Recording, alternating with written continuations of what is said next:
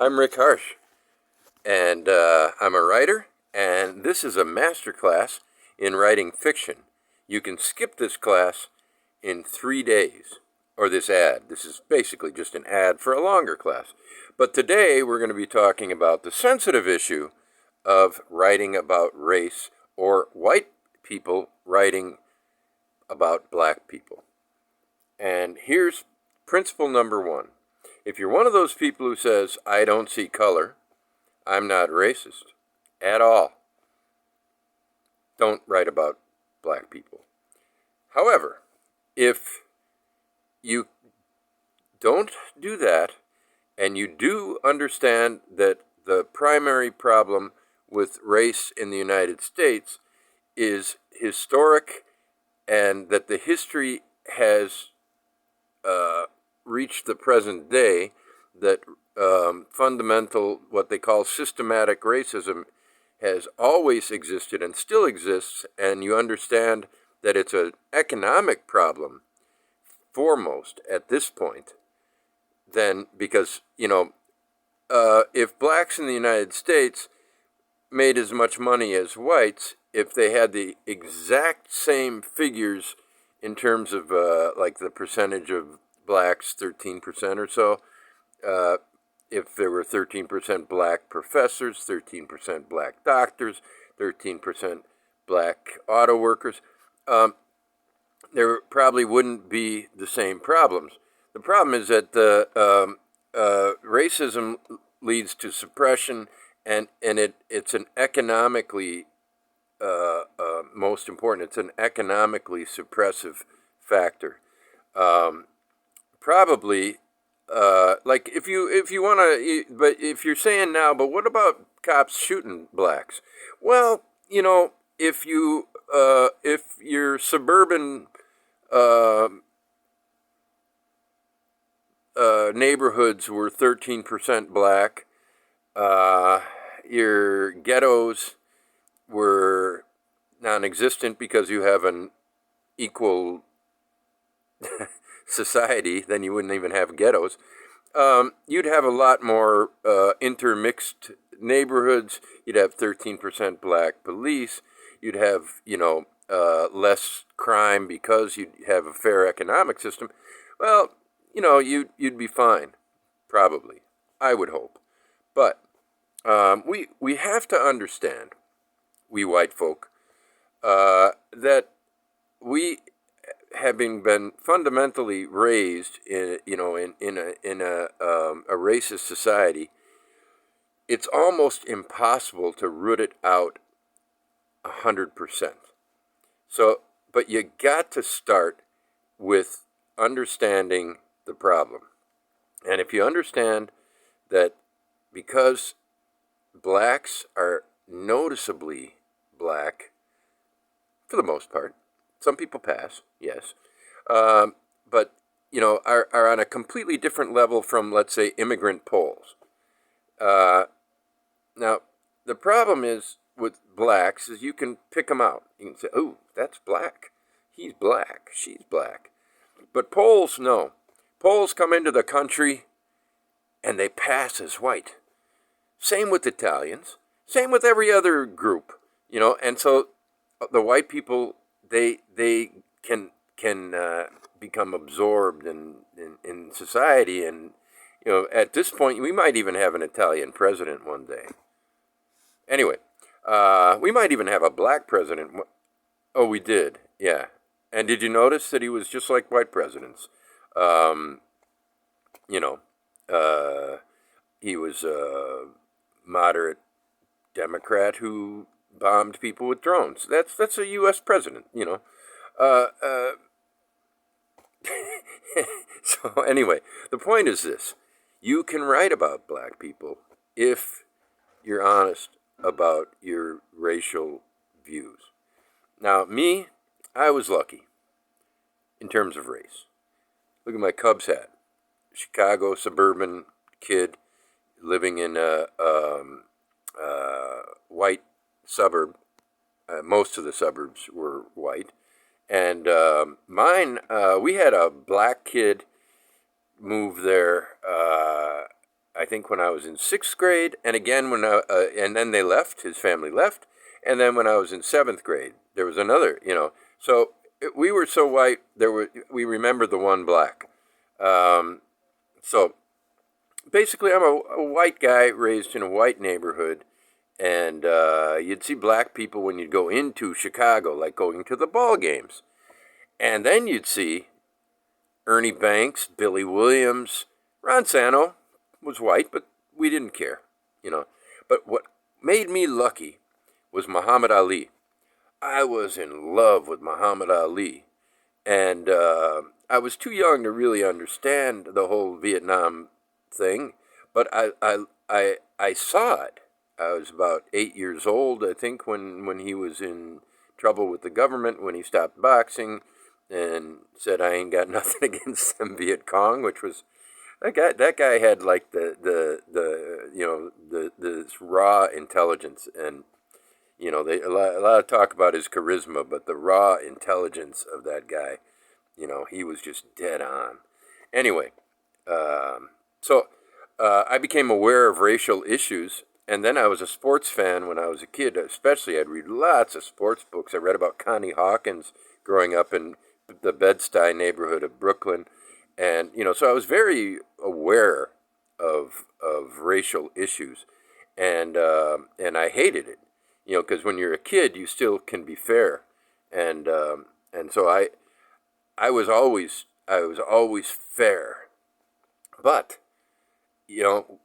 doesn't matter. Somewhere deep inside me, I see color. I see color. I found out today, and that's the reason I'm doing this. I was on Instagram, and there's a black guy on Instagram that I'm friend. I think. Wait, on Facebook you're friends. On Instagram you're something like friends. Let's just say we're friends, okay? So we've never communicated with each other, although I've liked a couple of his posts, and for the I joked with him today, and I don't, and he wrote that it was Black History Month, so he's reading. Every book he's reading is something to do with black people. And, one of the things that people say, the real racists say in the United States is, yeah, how come there isn't a White History Month? So I wrote, how come there isn't I wrote, when is there going to be a Rick Harsch History Month? To make fun of the white people, but so we're okay so far. We're okay, except that then I started to worry. Oh, what if he doesn't take it well? What if he thinks I'm being a troll?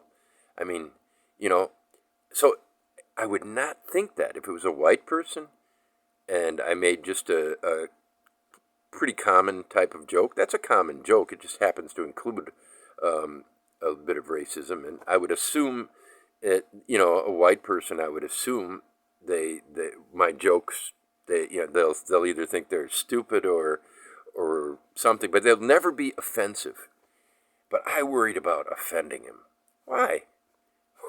Why? Because he's black, and I still have inside me I still see the color for sure.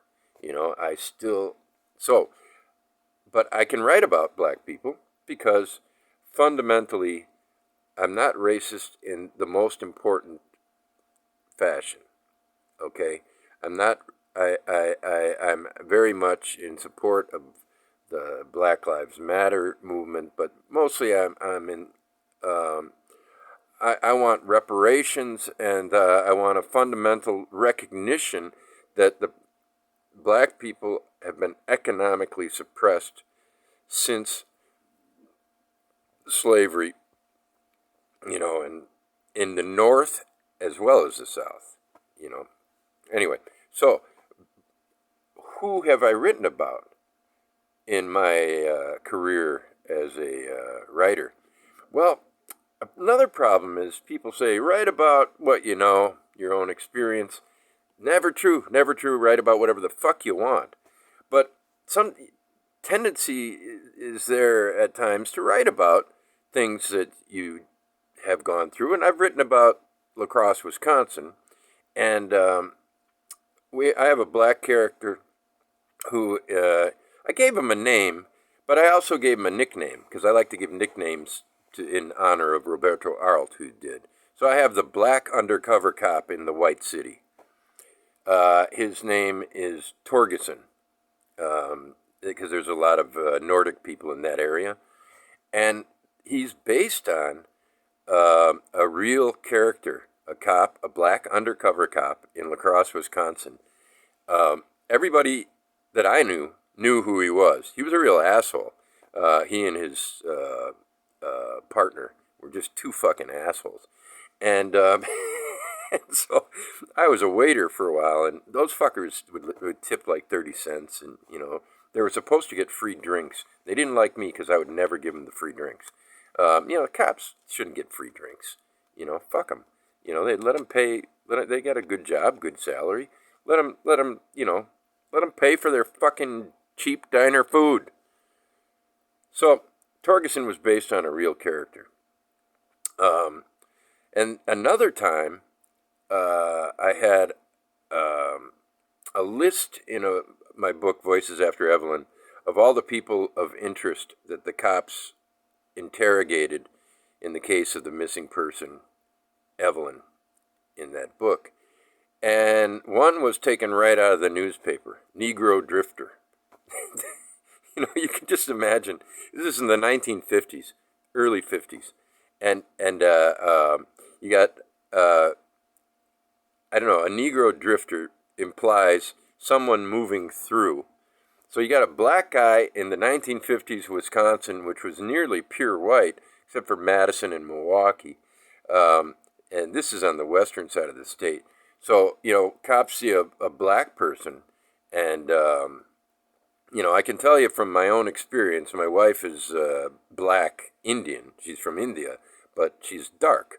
And when we first moved here to Slovenia, cops made no pretense of not seeing color. They saw color, and they stopped the car and interrogated us. They were nice about it, but like, you're not from here. Who are you? What are you doing? You illegal immigrant? They wanted to find out. And we had all our papers in order, and they let us go. But they saw color. And so Negro Drifter, you can imagine this guy, It was months after the case, but, Negro Drifter, he's drifting because he's looking for some place where a black guy isn't standing out. He's probably going up to Minneapolis. They had black people there. But nothing happened. I mean, who knows what the exact circumstances were, but he was arrested, interrogated, and or taken into custody, interrogated, and let go. So, other than that, I think I might have to do a part 2, because we have to get into what can you say about black people? What can you have black people say? And I think that the start of getting past all of this is to be completely free. And I'll give you an example from The Manifold Destiny of Eddie Vegas. I got some historical stuff in there. So there are Indians. Now, you may call them Native Americans, or you may call them First Nations people or something like that. But historically, they've been called Indians, and so I call them Injuns. And this, it's just a little satirical thing, and I portray them in some cases as in very funny ways, but ultimately they get their due in my book, and are very positively portrayed, and sometimes very the comic effect, but ultimately, it's very serious matter what happened to them, and that comes out in the book. So part 2, how to write about race with more specifics. You can wait for that. I'll think about it for a couple days. Bye-bye.